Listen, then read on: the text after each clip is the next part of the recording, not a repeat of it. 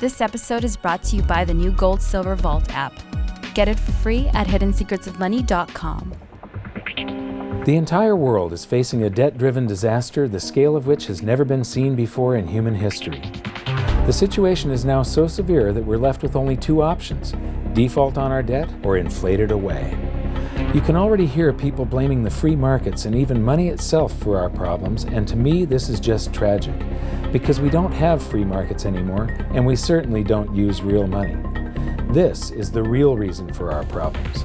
Our money itself has been corrupted. It's not just an issue of economics. This affects your freedom. When this crisis hits, people will be screaming for the government to do something when it was the government that caused the problems in the first place.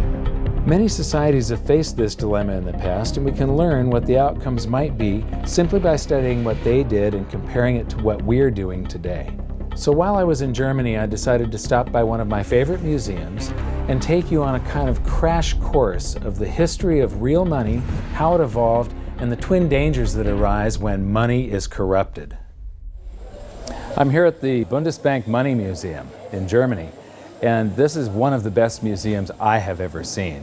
Right at the very beginning of the museum, you walk in and it starts with barter. You know, originally the first form of currency was livestock. The problem with livestock, though, like for instance this cow, if I traded this cow to you for something and somebody else wants to trade you something else that's of much lower value, you can't make change. A system that relies on barter is very inefficient because you not only suffer from the problems of divisibility, you also rely on the hope that you will find someone who has a good or service that you need, who wants something that you have at the same place and at the same time. In economics, this is called the coincidence of wants.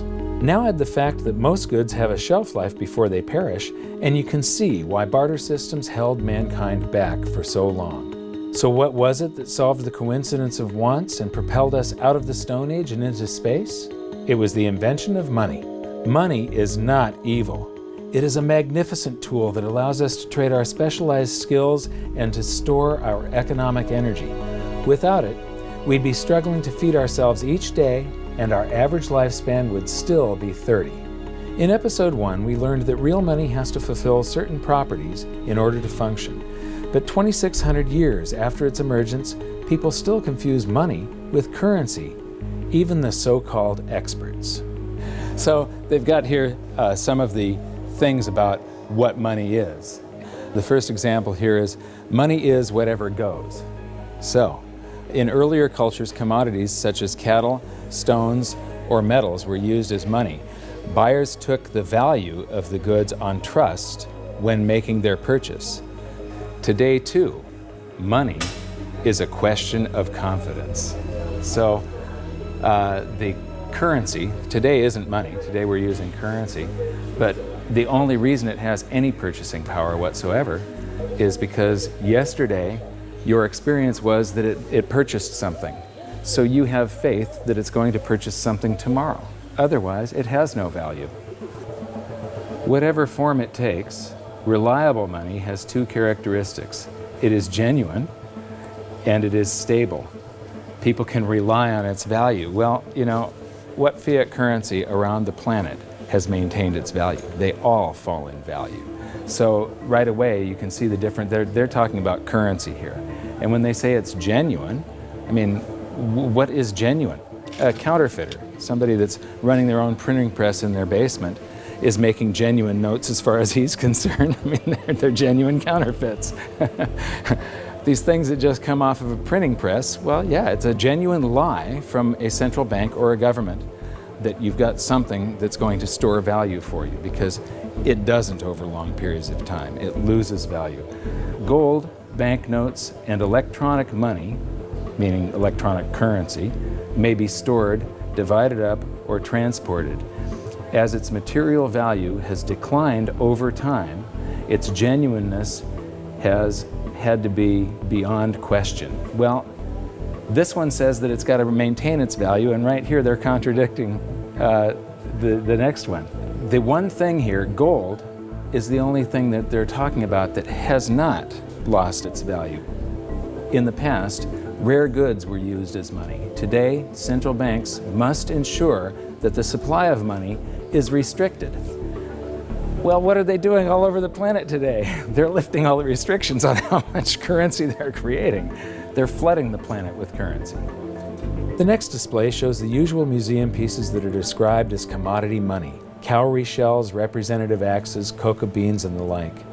While these work better than barter, none of them were actually money because they all had a weakness: one or more properties of money that they couldn't fulfill. Therefore, they are commodity currencies, not money. Some of these were widely used right up until the beginning of the 20th century, and there's some stuff here that I haven't seen before. Here's something very interesting. This brick of tea, its value is in the intrinsic, it's in the commodity that you're using, it's the tea. But this one has a certain fungibility to it. Each unit would have the same value, and you can make change. You can snap these things apart into units of 6. It's portable. It's not that heavy. This fulfills quite a few of the functions of money. I would not imagine that it's that durable. It probably doesn't wear that well. And now we come to the emergence of real money. Here we have little pieces of metal, just little pieces that have been broken off of bars or something that was cast, other little blobs of metal that were traded as a currency. You know, they had purchasing power, they had an intrinsic value, but they still weren't fungible, which means interchangeable. Every one of them had a different value. You can see that some of them have a higher silver content, some of them have a higher gold content. These are called electrum. It's a mixture of gold and silver, naturally occurring. What you notice is that this is from the 7th century BC, and then between the 7th and the 6th century, we're talking about somewhere between 680 and 630 BC, the emergence of true money. Here we've got 4 coins. The large one is a 1/3 stater coin, and the other 3 are 1/6 stater coins. Each unit is interchangeable. It's now a unit of account. You can take so many of these in trade for so many of loaves of bread, and you don't have to break out your little scale and weigh them any longer. With the little chunks of metal, you had to weigh every transaction that was going on. You had to weigh whatever your payment was and then take a guess as to what the purity was. Here you have some standards that were set by mints and guaranteed by those mints. These are a unit of account. They're fungible. Every one of them is interchangeable. They're portable, they're durable in your pocket over long periods of time. They're divisible, you can make change. You can see there's a 1/3 stater and 1/6 staters. And they're a store of value over long periods of time.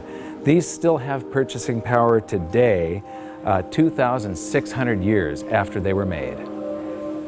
Another thing that I find really interesting is between maybe 680 BC and 300 BC, cultures all around the world, they all gravitated toward gold and silver coinage as money. The entire world sort of decided all together that gold and silver were money. Why? Because the free markets keep on selecting gold and silver as money because of the properties that it has.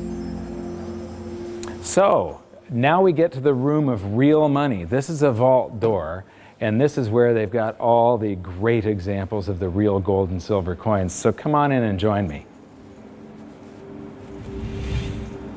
So here we get to the first, this is gold and silver, what they're using to make money, and here we have some very early representations of gold and silver coins.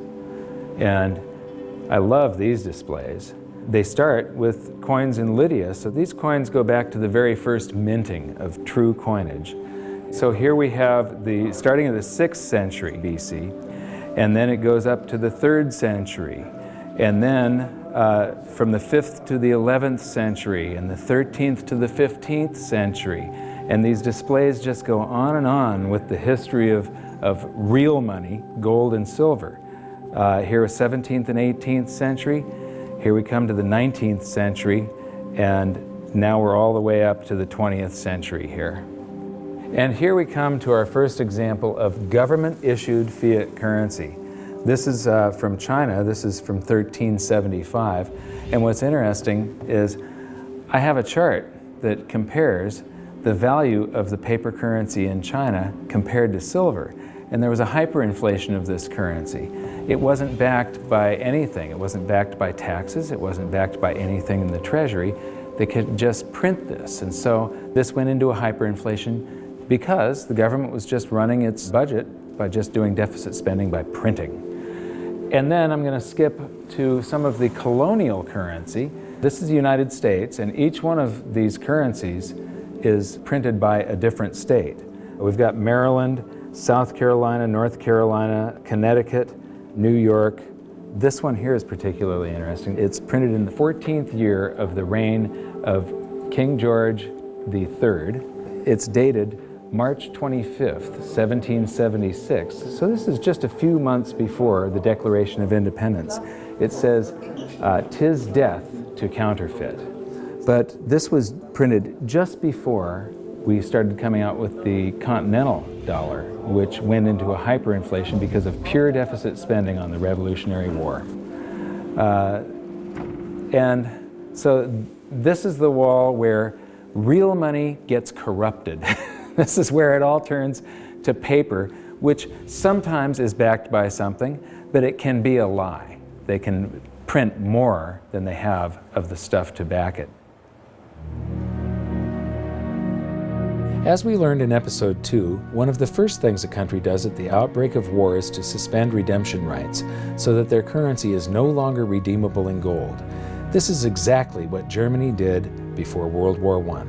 After losing the war, they suffered through one of the worst hyperinflations on record when they were burdened with massive reparation payments to France and the Allies. These heavy penalties stifled the German economy and brought it to a standstill, leaving the country with the same two choices all indebted nations have faced throughout history: default on their debt or inflate it away. Defaulting was not a viable option, as they were completely impoverished, weakened, and surrounded by armed forces ready to take their land. Since their currency was no longer tied to gold, it was decided to light up the printing presses and inflate their way out, paying the debts with new currency created out of thin air. This had drastic consequences. Check out some of this Weimar currency. The display starts with one mark that actually purchased something, but soon the notes rise to the thousands, then the millions, then the billions, and finally the trillions. It's mind-blowing. You'll notice that I'm laughing a little bit as we move through the museum, but I'm not laughing at the people. I'm laughing at the stupidity of central banks and of governments and how we never seem to learn from history. Okay, this is an example of different currencies used during the hyperinflation, and they call some of it inflation money and emergency money. This is interesting. They figured the way out of hyperinflation was to print more. So in 1923, the value of money fell by 50% or more per day. So that means prices are doubling every day if it's falling by 50%. Nearly everyone spent their money as quickly as possible on bread, shares, and other safe assets. Well, I don't consider shares safe assets. Actually, the stock market did not keep up with the inflation. However, this rapid circulation only served to stoke inflation even further. That's the function of velocity of money. It's just when velocity picks up, it's just like expanding the quantity. It's got the same effect. At the end, even 144 printing companies working for the Reichsbank could not keep up with the demand for banknotes. Emergency money issued by cities, local authorities, as well as banks and other enterprises started being circulated. So everybody was issuing currency to add to the currency that the government was printing like crazy.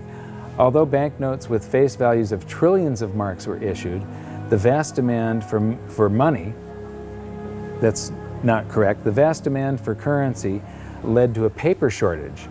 Printers used anything that could be found, including wool, wood, and silk. So here's some example of wood, wool, and silk currencies over here. So this is a great example of how even here, in a museum of what they call money, this is the Bundesbank, one of the world's great central banks, if you can call any central bank great. They don't understand the difference between money and currency. They're calling all of this money, and it has nothing to do with money. This is just a promise. It was a promise to pay money at one point, and then it was a broken promise. People have faith in these government-created currencies, and it allows governments to basically rob their own people. The government erased the debts that they had left over from World War I by just hyperinflating the currency, and basically that transfers all the wealth of the middle class to the government. The government inflated away the debts, but they also inflated away the prosperity of their entire population.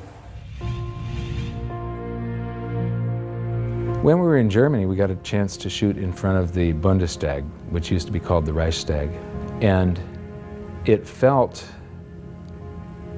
very, very significant in that out of monetary crisis, you very often see the political landscape change dramatically.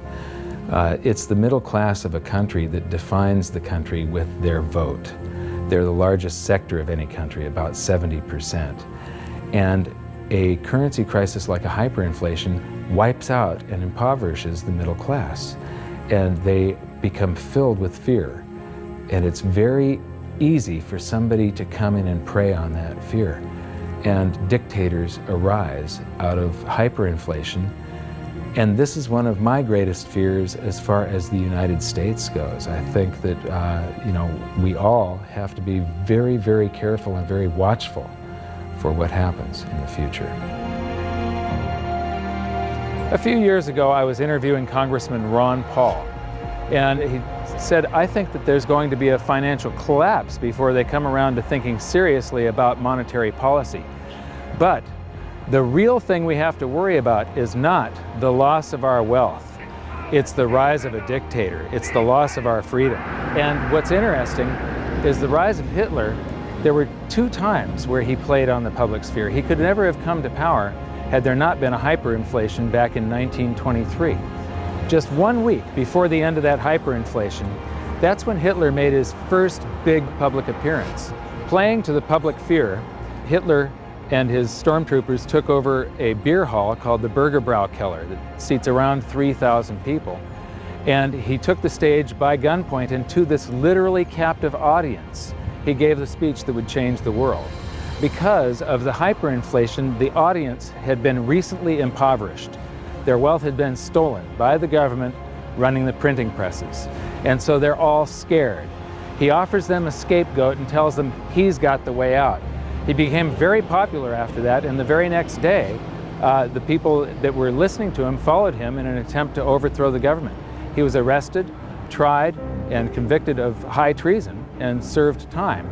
While he was in jail, he was provided with a private secretary, Rudolf Hess, and he actually wrote about half of Mein Kampf while he was serving time.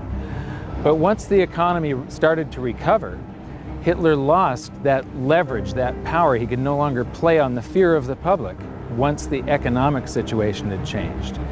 By the middle of the Roaring '20s, he had become a joke. The Nazi Party had gone to less than 2% of the vote. Then along came the Great Depression, and Hitler seized this opportunity again. He was the first politician to actually campaign by aircraft, hitting multiple cities in a single day. And the Nazi Party went from 2% of the vote to the second largest party in Germany. So playing on the public sphere, Hitler was able to take away the rights of Germans. He was able to, all these guaranteed rights in the Weimar Constitution, private property rights, the right to assemble, public assembly, the right to privacy in the mail, the telephone system. He just took away all of their rights and seized power. So these are some of the things that we have to be concerned about and be very mindful of. Economic crisis very often leads to the rise of a dictator. Yeah, the fact that this was just 70 to 80 years ago, basically there are still people alive today that experienced this, but enough of them have died off to where the warnings fall on deaf ears. Berlin is a great example of another massive danger to individual freedom that economic crisis can bring, the swing from capitalism to collectivism. After World War II, the city was basically divided in half, the West being capitalist and the East communist. Germany was reunified in 1990, but even this short period of separation showed the vastly different levels of prosperity that the two systems achieved. So this is the famous checkpoint Charlie, and what's interesting is how quickly an economy can heal.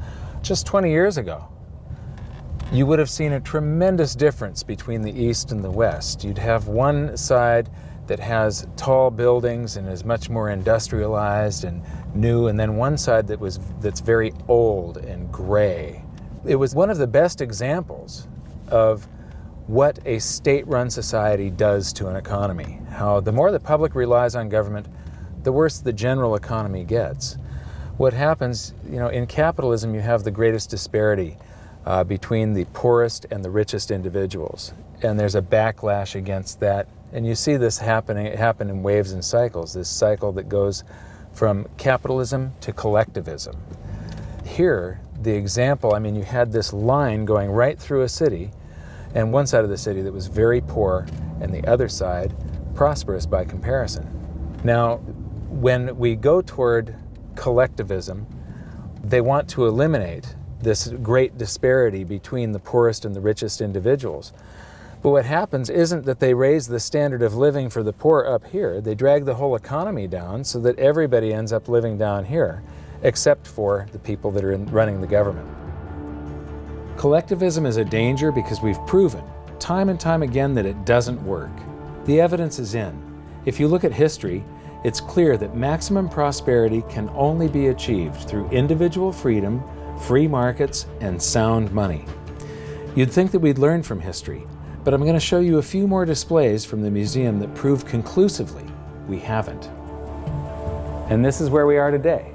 This is a sheet of 50-euro notes, and these come out of the printing press, bam, bam, bam, bam, bam, just like those notes did. And the entire world today is sort of, every central bank across the planet is creating currency like crazy right now. I think we're going into a deflation, so they're trying to stave off deflation right now by printing their way out of it. So here we've got some examples of the technology that governments around the world are putting into their counterfeit currency so that the public can't counterfeit the currency that the governments are now counterfeiting. So you've got all these holograms and watermarks and different threads and different types of paper. And then here's this big old printing plate where they pop these things out a mile a minute. And right now they are hyperinflating the base money around the world, the paper money. We're going into a deflation, though, of the credit money, the voodoo hocus-pocus currency that the banks just type into the computer. That's starting to collapse, where this stuff is expanding. So we learned in episode 4 that modern currency creation is a complete scam, but a whole lot of people had trouble believing that it could be true. The European Central Bank has this awesome display that shows you exactly how it's done, and it's basically the same as our episode 4. So here's a quick recap thanks to the ECB. Basically, the central bank and the Treasury swap IOUs. The central bank writes a check and the Treasury issues a Treasury bond, which is an IOU, and that creates currency, and then it gets, somebody is paid, it gets deposited into a bank account, and 1,000 marks, they withhold 10%. So right here, they're already telling you that his bank account is a lie. He deposited 1,000 in it. They only withhold 100 in case he wants some of that. And then they loan out 900, which then she buys something from this guy, he deposits the 900. They borrow 90% of that and leave just 10% on deposit for him. And the result is that it expands. Every 1,000 ends up creating 10,000, or every $1 creates $10. And they've got the result here. It's all sort of a voodoo hocus-pocus scheme. One of the great things that I've noticed here is that throughout the museum, they keep on proving the point that even though this is the Bundesbank Museum, they prove the point that fiat currencies that come off of a printing press eventually go to zero, that they're really worthless. This says the ideal goal of all monetary systems was to ensure that money is trustworthy and kept in short supply. Metal-based currencies restrict the money supply because metal deposits are naturally limited. However, during the Industrial Revolution in the 19th century, the rapidly growing economy needed a means of payment which could adapt flexibly to this growth. Baloney. You can have a fixed currency supply, and when you have economic growth, it means that the currency gains in purchasing power. In the 20th century, uncovered currencies, meaning unbacked currencies, have been the norm. In principle, the money stock could grow unchecked. This is why central banks must ensure that the money stock is in line with economic growth. Yeah, right. So here we've got my buddy Milton. Actually, Milton was sort of a semi-free market economist. He won the Nobel Prize, so he's considered the dean of the Chicago School of Monetary Thought, which are monetarists. They believe that we should have a Federal Reserve and it should expand and contract the currency supply to achieve stable prices. One of the problems with Keynesians and monetarists and so on is that they think you should expand it and contract it, but they never contract it. They just, Keynesian, you're supposed to spend when the economy is bad. The government's supposed to spend and stimulate and then withdraw currency from circulation to keep us from going into a bubble caused by the expansion of credit and the spending that they did during the bad portion of the economy. So they take this rubber band and they stretch it, and it's supposed to come back, but they never do that. They just keep on stretching it to infinity. And here we are, right now, where we are in the world is that rubber band is about to snap with every currency on the planet. And so I'm instability, I'm in deflation, inflation. Let me see, I'm going to cause a hyperinflation. Oh, it just went off the inflation scale. I guess I did cause a hyperinflation. Oops. And now the whole thing is collapsing. This game of inflation and deflation has never worked. Right now we're on the precipice of the whole system collapsing, and just like the game, our monetary system will reset. This is where the twin dangers we learned about may rear their ugly heads, so it's up to all of us to learn from history. I mentioned earlier that it was the invention of money that allowed humans to prosper and rise out of the Stone Age. But money is only part of the equation. What use is money if you don't have freedom? So what's going to happen? Will we default or inflate our way out of the mess we're in? Since 2005, I've been stating publicly, and I also wrote in my book, that I believe we're headed toward a series of events involving a short-term deflation followed by a big inflation or hyperinflation. If you really want to learn how this inflation might affect you and your family, join me at hiddensecretsofmoney.com for this episode's exclusive presentation.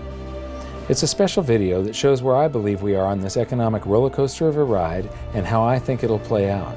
So for now, what can you do? 1. Share this video on social media and subscribe to our YouTube channel. 2.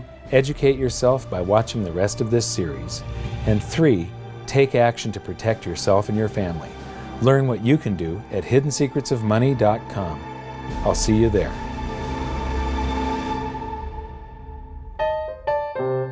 Should I buy $500,000 or $1 million? Let me see how much. This is not going to travel well in the suitcase, but it would be good to have €1 million, wouldn't it? Tough decision. So, okay, I'm going to buy €250,000. So here's €50 for your €250,000. And 7,95. yeah. And I get change back. This is about €8 to buy €250,000. 7,95, 8, 9, 10. Okay. 40 sind 50. Okay. And what's interesting is these are going to eventually be in here. I mean, it won't be too long before these end up like this.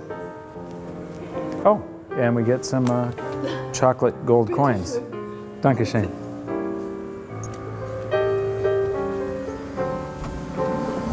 So that's our tour of one of the best monetary museums I've seen so far. But what amazes me is that they still just don't get it. This episode was brought to you by the new Gold Silver Vault app. Get the latest silver and gold prices, news, videos, and track your holdings using the virtual vault feature all in the palm of your hand. Get it for free at hiddensecretsofmoney.com.